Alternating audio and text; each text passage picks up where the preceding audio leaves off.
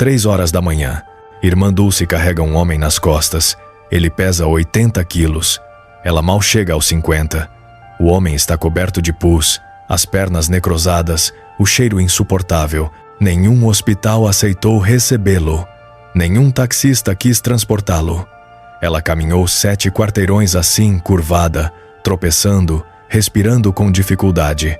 Quando finalmente chegou ao galinheiro do convento, sim, um galinheiro onde ela havia colocado 70 doentes no lugar das galinhas, o homem já estava quase morto.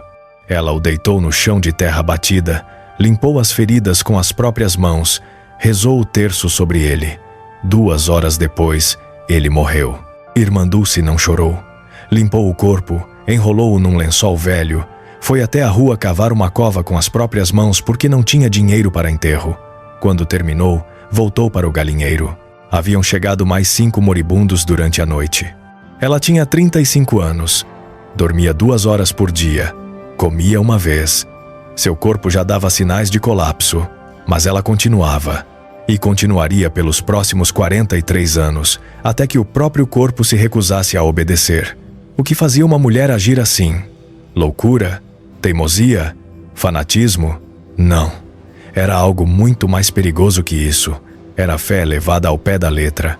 Maria Rita nasceu em 1914 numa família católica de classe média em Salvador. Teve tudo o que uma menina poderia querer: educação, conforto, futuro garantido. Mas aos 7 anos, algo nela quebrou. A tia a levou para visitar uma família pobre. Maria Rita viu uma criança da sua idade descalça, suja, com a barriga inchada de vermes. A criança pediu um pedaço de pão. Maria Rita deu. A criança devorou em segundos e olhou para ela com uma fome que ia além do estômago. Naquela noite, Maria Rita não conseguiu dormir. Ficou olhando para o teto, pensando naquela criança. E então sentiu algo que marcaria toda a sua vida.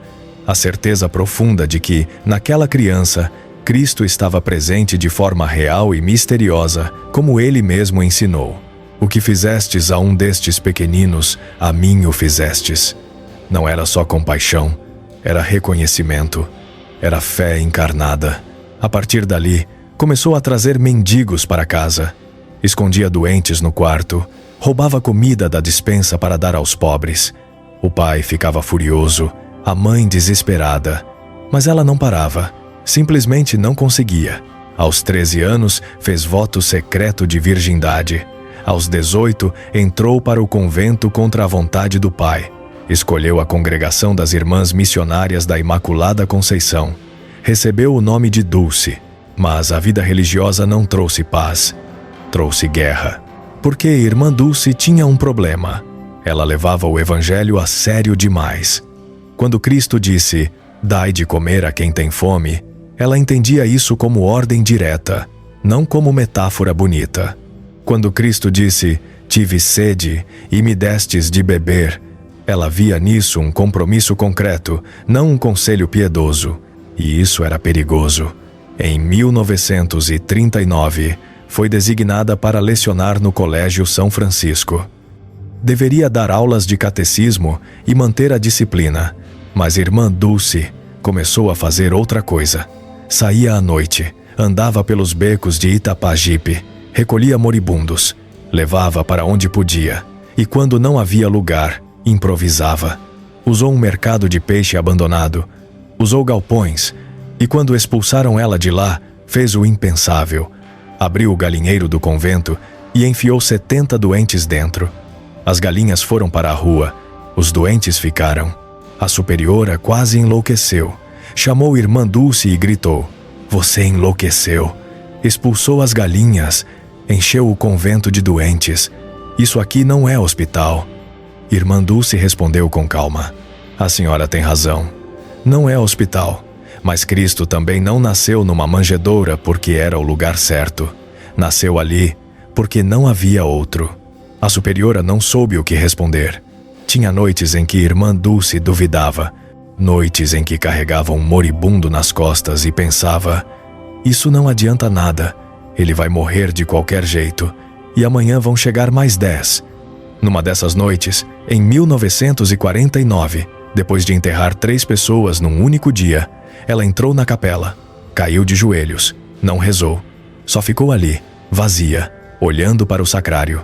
E então, no silêncio profundo daquela madrugada, Irmã Dulce sentiu brotar dentro do peito uma certeza que não vinha dela. Não era pensamento, era presença. Como se Deus mesmo estivesse ali, falando sem palavras, mas com uma clareza maior que qualquer voz. Dulce, você tem medo? Ela respondeu em voz alta, sozinha na capela. Tenho. E a certeza continuou firme. De quê? De não conseguir. De vê-los morrer. De não ter forças. Silêncio. E então, com uma firmeza que atravessou ela inteira, veio a resposta que mudaria tudo. Você não precisa de forças. Você precisa de mim. E eu estou aqui. Sempre estive. Irmã Dulce ficou ali até o amanhecer. Quando saiu da capela, algo tinha mudado. Não era euforia, não era alegria, era certeza seca, concreta. Deus estava com ela. E se Deus estava, nada importava. A partir dali, trabalhou como se fosse imortal. Dormia 3 horas, comia restos, mendigava de porta em porta, carregava doentes, limpava feridas, enterrava mortos. E quando o corpo desistia, ela simplesmente continuava. Desmaiava e acordava de novo. E voltava ao trabalho. Em 1959, fundou oficialmente o Albergue Santo Antônio, que depois virou o Hospital Santo Antônio. Mas construir aquilo foi um milagre sangrento. Não tinha dinheiro, não tinha apoio. Teve que mendigar cada tijolo, cada saco de cimento, cada lençol. Certa vez, precisava de dinheiro para terminar uma ala do hospital. Foi até o governador. Ele a recebeu com desdém. Irmã, o Estado não pode bancar sua caridade. Ela olhou firme para ele. O senhor está certo. O Estado não pode, mas Deus pode. E o senhor é o instrumento que Deus vai usar agora. O governador ficou sem graça. Assinou o cheque. Irmã Dulce não tinha visões. Não levitava. Não recebia mensagens secretas do céu. Mas Deus falava através dela de outro jeito. Através do impossível que virava real. Havia casos que ninguém explicava. Uma mulher chegou ao hospital cega. Os médicos disseram que não havia cura. Irmã Dulce entrou no quarto, segurou a mão da mulher, rezou em silêncio. 3 dias depois, a mulher começou a enxergar vultos. Uma semana depois, recuperou a visão completamente. Um homem com câncer terminal foi desenganado. Família já preparava o velório. Irmã Dulce foi até o leito, colocou a mão sobre a cabeça dele. Ficou ali 10 minutos em silêncio. Ele saiu do hospital andando 2 meses depois. E há um relato que marcou profundamente todos os que presenciaram. Em 1980, Irmã Dulce estava gravemente enferma. Insuficiência cardíaca, pulmões destruídos. Os médicos deram dias de vida. Colocaram-na numa cama do próprio hospital que ela fundou. Todo mundo esperava o fim. Mas naquela noite, testemunhas relatam que uma mãe desesperada invadiu o quarto carregando uma criança nos braços. A menina estava sem respirar, aparentemente afogada. A equipe médica já havia informado que não havia mais nada a fazer. A mãe, em desespero, colocou a filha sobre a cama de Irmã Dulce e implorou: "Salva ela, pelo amor de Deus." Irmã Dulce, ainda sem forças, estendeu a mão trêmula sobre a criança e rezou. E então, diante de todos os presentes, a menina voltou a respirar. Os que estavam ali ficaram atordoados. E o mais surpreendente, Irmã Dulce também se levantou daquela cama. Voltou ao trabalho. Viveria mais 12 anos. Mas o que ela ensinava não era sobre milagres. Era sobre algo muito mais difícil: fidelidade. Certa vez, um jornalista perguntou: "Irmã, a senhora não cansa?" Ela respondeu: "Canso, todo dia." Mas Cristo também cansou no caminho do Calvário e não parou. Outra vez perguntaram: "Por que a senhora faz isso?" Ela disse: "Porque quando eu lavo os pés de um leproso, não sou eu quem lavo, é Cristo lavando através de mim. E quando eu não lavo, é Cristo que fica sujo." Irmã Dulce ensinava sem palavras. Cada gesto era catequese, cada sacrifício era sermão. E a mensagem era sempre a mesma: O Evangelho não é teoria. É caminho concreto, doloroso, real. Se histórias como esta tocam você de verdade, inscreva-se no canal. Não porque precisamos de números, mas porque cada inscrito nos ajuda a continuar mostrando que a fé verdadeira ainda existe e ainda muda o mundo. Irmã Dulce morreu em 13 de março de 1992. Tinha 77 anos.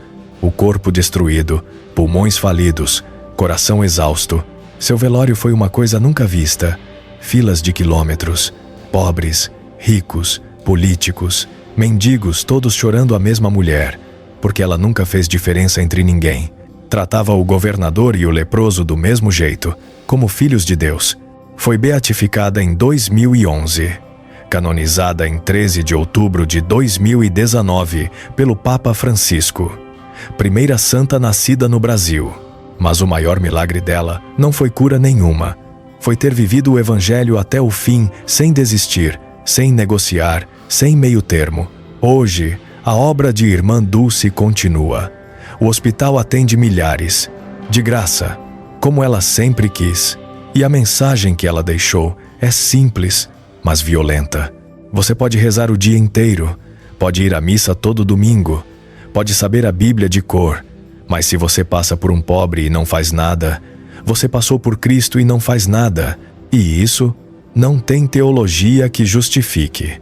Irmã Dulce nos lembra que Deus não pede muito, pede tudo, e que santidade não é ser perfeito, é ser fiel, mesmo quando dói, mesmo quando não faz sentido, mesmo quando o corpo desiste. Que a vida de Santa Dulce dos pobres nos arranque do conforto e nos jogue no caminho estreito, porque é lá, no meio do sacrifício verdadeiro, que Deus está esperando.